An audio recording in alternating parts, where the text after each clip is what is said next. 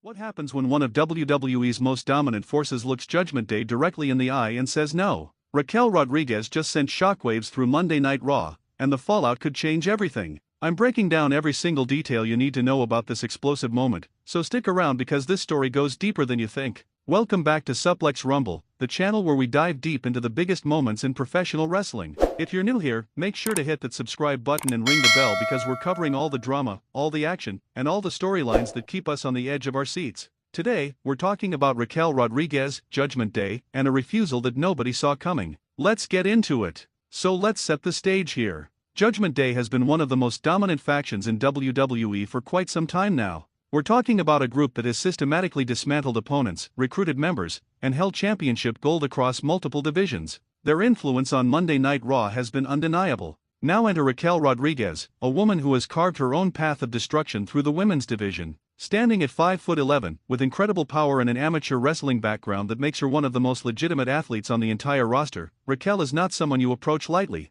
But here's where it gets interesting. In recent weeks, we've seen Judgment Day expand their focus. They're not content with just dominating the men's division. We've seen them pay particular attention to the women's roster, looking for allies, looking for muscle, looking for someone who can help them maintain their stranglehold on Raw. And who better than Raquel Rodriguez? Think about it from their perspective. She's powerful, she's dominant, she's proven she can work with partners before. On paper, she seems like the perfect addition to their ranks. She could be the enforcer they need in the women's division while they handle business everywhere else. The seeds were planted weeks ago. Subtle glances backstage. Judgment Day members showing respect after her matches. Damian Priest nodding approvingly at her victories. Rhea Ripley, who's no stranger to being the powerhouse of a faction, seemingly sizing up Rodriguez as potential backup. The WWE universe started buzzing. Social media exploded with speculation. Was Raquel Rodriguez about to join Judgment Day? The possibility seemed very real, and honestly, it would have made strategic sense for both parties.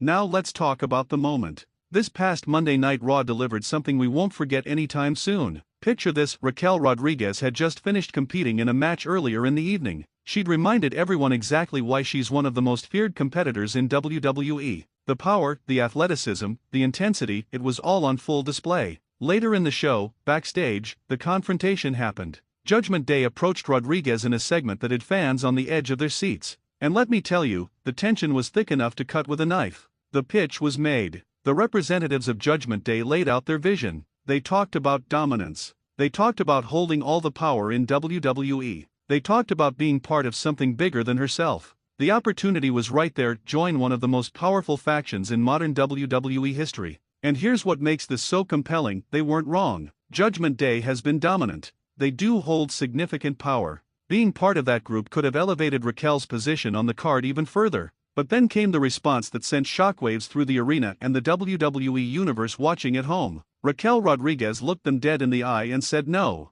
Not a hesitant no. Not a "let me think about it" no. A firm, definitive, powerful no. The look on her face said everything. This wasn't about fear. This wasn't about not being able to hang with Judgment Day. This was about principle. This was about pride. This was about walking her own path. The crowd absolutely erupted. Because in that moment, Raquel Rodriguez showed exactly what kind of competitor she is. She's not looking for shortcuts. She's not looking to ride anyone's coattails. She's built her entire career on being a dominant force on her terms, and she wasn't about to change that now. The Judgment Day members' reactions were priceless. You could see the disbelief. You could see the anger starting to build. Nobody says no to Judgment Day. Nobody turns down this kind of opportunity. But Raquel Rodriguez just did exactly that. Now let's break down why this refusal is so significant, because this is about way more than just one backstage segment. First, let's talk about character consistency. Throughout her entire career, Raquel Rodriguez has been presented as a strong, independent competitor.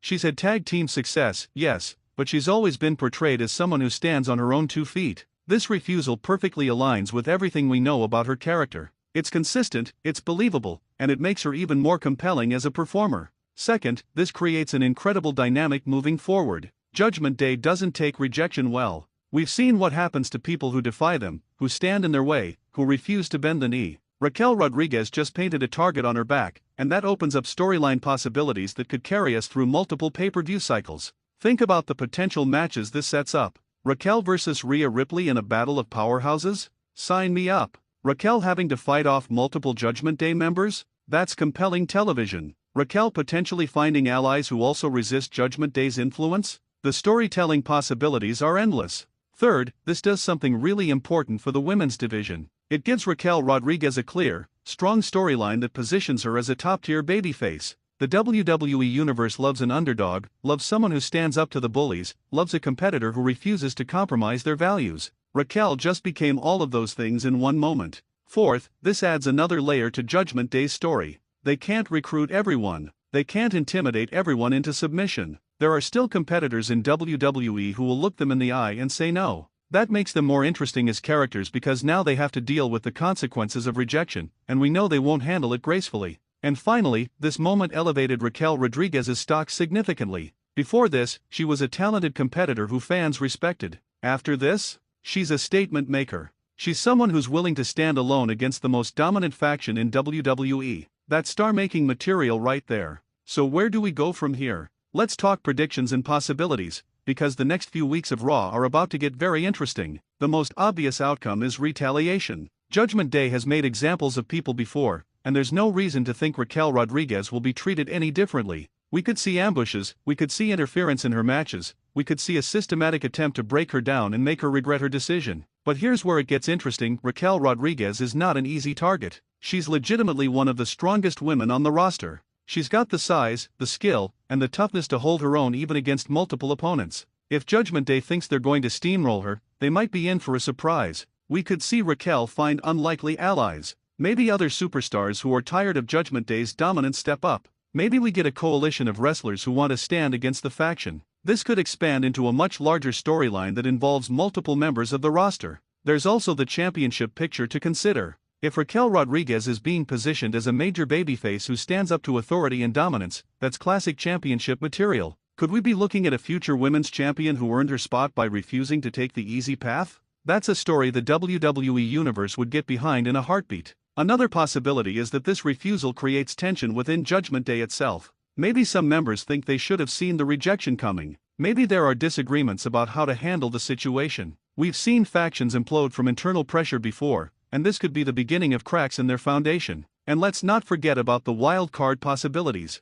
WWE loves swerves, loves surprises, loves moments that nobody sees coming. Could there be more to this story than meets the eye? Could there be additional layers that get revealed in the coming weeks? We'll have to wait and see, but that's what makes wrestling so exciting. Now let's talk about how the WWE Universe has responded to this moment, because the reaction has been absolutely incredible. Social media exploded immediately after this segment aired. Twitter, Instagram, TikTok, Reddit, every platform was buzzing with fans sharing their thoughts. And the overwhelming response has been positive support for Raquel Rodriguez. Fans are praising her for staying true to her character. They're excited about the storytelling possibilities. They're creating fantasy booking scenarios about how this feud could play out. The engagement has been through the roof, which tells WWE that they've hit on something special here. We're seeing fans create comparison videos, highlighting other moments in WWE history where competitors stood up to dominant factions. The conversation has expanded beyond just this one segment to broader discussions about faction warfare, about babyface booking, about what makes compelling storylines in modern wrestling. The YouTube community has been analyzing every frame of that confrontation. People are breaking down body language, studying facial expressions, looking for hints about where the story goes next. That's the kind of engagement that wrestling companies dream about. Podcast hosts are dedicating entire segments to this story. Wrestling journalists are writing think pieces about the implications. The moment has transcended just being a segment on Raw, it's become a genuine talking point in the wrestling community. And perhaps most importantly, fans are invested in Raquel Rodriguez's journey now more than ever. They want to see her succeed. They want to see her stand tall against Judgment Day. They want to see her prove that making the hard choice was the right choice. That emotional investment is what makes wrestling storylines truly special. Let's zoom out for a moment and talk about what this means for WWE storytelling in general. This angle represents something WWE has gotten really good at recently: creating natural, organic storylines that make sense for the characters involved. There's no convoluted explanation needed here. A dominant faction wanted to recruit a dominant wrestler. That wrestler said no because it didn't align with who she is. Simple.